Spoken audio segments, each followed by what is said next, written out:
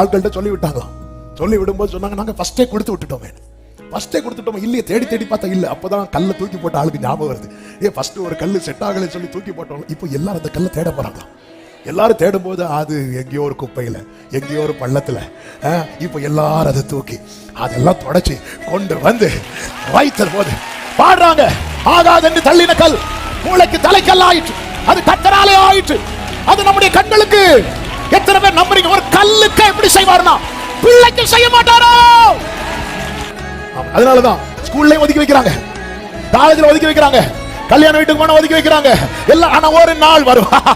ஹல்லேலூயா. யோசேப்பை தூரமா வைத்து போட்டாங்க. நீ எவ்வளவு தூரமா யோசேப்பை வச்சாலும் அவன் இல்லாம உனக்கு வயிறு நிறையாது.